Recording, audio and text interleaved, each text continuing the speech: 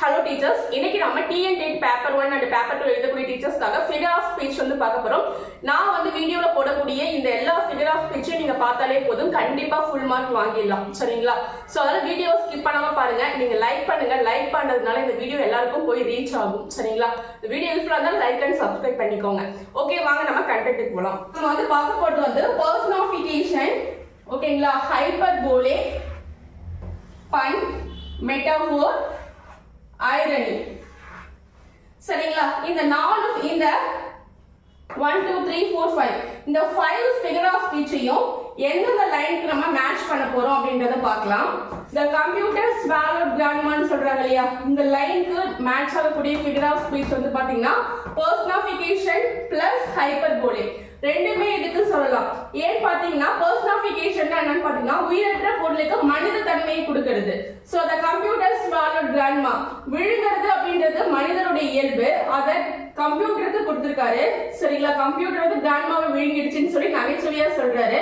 அப்போ மனிதனுடைய பண்பை கம்ப்யூட்டருக்கு கொடுத்ததுனால இது வந்து personification. the computer swallowed grandmaன்றது personification. அது மட்டும் இல்லாம நடக்காத ஒரு விஷயத்தை மிகைப்படுத்தி சொல்லியிருக்காரு. கம்ப்யூட்டர் வந்து கிராண்ட்மாவை முழுங்கிறது அப்படின்றது நடைமுறைக்கு ஒத்து வராத ஒரு விஷயம். ஆனா இத வந்து என்ன பண்ணிருக்காரு, நகைச்சுவையா சொல்லியிருக்காரு, மிகைப்படுத்தி சொல்லியிருக்காரு. நடக்காத உண்மையே நடக்காத ஒரு விஷயத்தை மிகைப்படுத்தி சொல்லியிருக்கிறதுனால இது வந்து பாத்தீங்கன்னா ஹைப்பர்போலே. சரிங்களா? அப்ப வந்து the computer swallowed grandma அப்படின்றது personification வரும், ஹைப்பர்போலேவும் வரும். yes honestly it's true. Second லைன்ல என்ன பண்றாரு, honestly இது true அப்படின்னு சொல்லிருக்காரு. சோ அப்ப வந்து நடக்காத ஒரு விஷயத்தை உண்மை அப்படின்ற மாதிரி மிகைப்படுத்தி சொல்லிருக்காரு. அப்ப இதுவுமே பாத்தீங்கன்னா ஹைப்பர்போலே. ஃபர்ஸ்ட் லைன் வந்து பாத்தீங்கன்னா personificationும் வரும், ஹைப்பர்போலேவும் வரும். செகண்ட் லைனுக்கு ஹைப்பர்போலே. she pressed control and enter. அவங்க வந்து கண்ட்ரோல் என்ட்ரி அழுத்ததுக்கு அப்புறம் பிரஸ் பண்ணதுக்கு அப்புறம் காணாம போயிட்டாங்கன்னு சொல்றாரு. அப்போ வார்த்தையால விளையாடி இருக்காரு.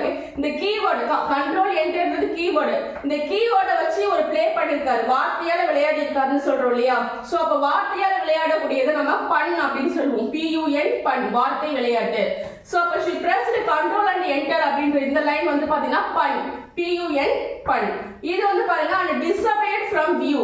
அவங்க என்ன பண்ணிட்டாங்க, கண்ட்ரோல் என்டர் பிரஸ் பண்ணதுமே மறைஞ்சு போயிட்டாங்க பாட்டி அப்படின்னு சொல்றாரு. இது வந்து பாத்தீங்கன்னா ஓகேவா, disappeared from view. பாட்டி என்ன பண்ணிட்டாங்க, மறைஞ்சு போயிட்டாங்க. நடக்காத ஒரு விஷயத்தை மிகைப்படுத்தி சொல்லியிருக்காரு. அப்ப இதுவுமே என்னது, ஹைப்பர்போலே. சரிங்களா? சோ இந்த வீடியோ யூஸ்ஃபுல்லா இருந்தா மறக்காம சப்ஸ்கிரைப் பண்ணி லைக் பண்ணுங்க, உங்க ஃப்ரெண்ட்ஸுக்கும் ஷேர் பண்ணுங்க.